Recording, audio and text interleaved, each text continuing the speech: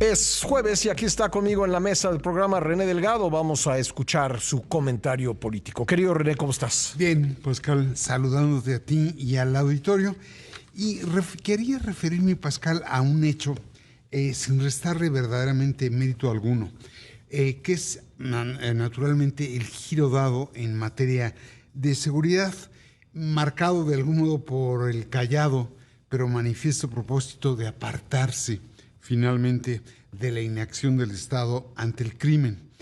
Y en ese sentido llama mucho la atención, Pascal, cómo hay un cierto afán oficial de fincar en la reducción de los homicidios la disminución de la violencia. Yo creo que con comprensible, pero no necesariamente justificado orgullo, antier se informó de una caída del 42% en el número de homicidios. Comparando septiembre de 2024 contra enero de este año, ¿no? A la fecha, sí. Así es, de octubre del 24 a la fecha. Y bueno, yo creo que sí es verdaderamente grato poder ver que disminuye el número, bueno, pero el número de homicidios sigue siendo importante. Y sin restarle, como decía, mérito al asunto, Pascal, hay dos consideraciones que de algún modo hacen tomar con cierta cautela ese dato.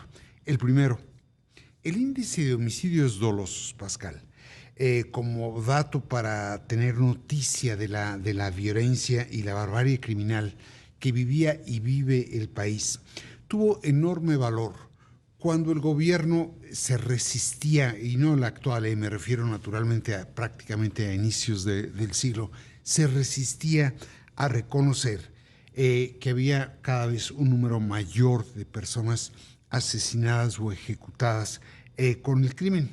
El hecho de comenzar a cifrar el número de personas asesinadas finalmente desembocó afortunadamente en el hecho de crear un sistema nacional que permitía verdaderamente elaborar una cifra, pues, lo más próximo a la realidad política. Creo que ese fue el valor de tomar los homicidios dolosos como el indicador del nivel de la violencia que vivía el país, sobre todo en un momento en que era cada vez más evidente cómo el crimen le disputaba al Estado el monopolio de la fuerza, el monopolio del cobro del tributo e incluso y naturalmente el control del territorio nacional. Y en ese sentido sirvió para ese propósito la elaboración de un indicador que nos dijera cuál era el número de muertos que había en el país. Pero ha variado mucho el crimen y el otro factor importante a considerar es que cuanto mayor ha sido la presión de Estados Unidos para abatir el flujo de drogas hacia su territorio, el crimen verdaderamente ha mostrado cómo es capaz de diversificar y de intensificar su acción en otros delitos.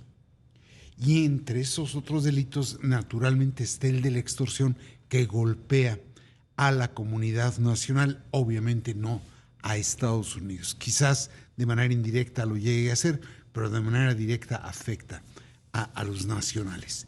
Y en esa medida se ha comenzado a incrementar, y ese es el punto importante, el número de desaparecidos, Pascal. Es decir, yo creo que el trabajo que llevó a cabo en el sexenio anterior Carla Quintana era bastante riguroso en tratar de darnos una idea cuál era el número de personas que habían sido desaparecidas.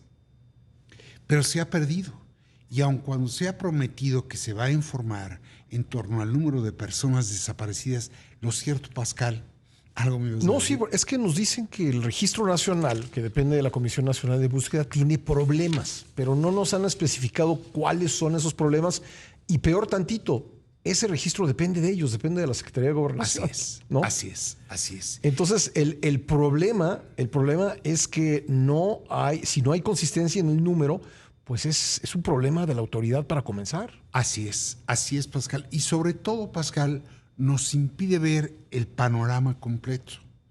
Sí, puede ser que haya disminuido el número de homicidios dolosos, por varias razones. Bien, por la eficiente acción del Estado, fantástico, pero también porque tiende a disminuir el número de homicidios cuando un cártel ya domina un territorio.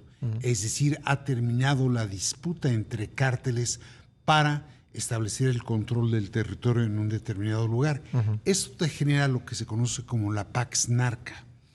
Es decir, sí, no hay muertos porque hay ya un grupo criminal hegemónico que domina esa zona. La otra razón, Pascal, es que a veces, en el afán de evitar calentar la plaza, como se dice en la jerga criminal, se desaparecen a las personas y en tanto que no hay cuerpo, no hay muerto, pero sí hay desaparecido. Y en esa medida se pierde la noción cabal. Ahí está el caso de los mineros. Ahí está el caso, digo, como tú abriste el día de hoy, la edición del noticiario de hoy, verdaderamente es espeluznante, porque tú me hablas de los mineros, pero también dijiste de cuerpos que fueron encontrados en la camioneta. En una camioneta que podrían ser la de las personas desaparecidas hace unos días. Y cada vez vemos cómo día con día las desapariciones colectivas son considerables. Y otro punto, querido René, las desapariciones en la Ciudad de México, que la Ciudad de México es ya la entidad con mayor número de desaparecidos del país. Así es, Pascal. Y ahí es donde quizás habría que pensar, Pascal, en comenzar a pensar en algunos otros indicadores integrales que verdaderamente nos permitan saber dónde estamos parados. Sí. Porque si no, caemos en una suerte, digo, no, a mí no me parece motivo de... Qué bueno que disminuye el número de muertos, pero sigue habiendo muertos y sigue habiendo desaparecidos. Gracias, querido René. Soy el que te agradece.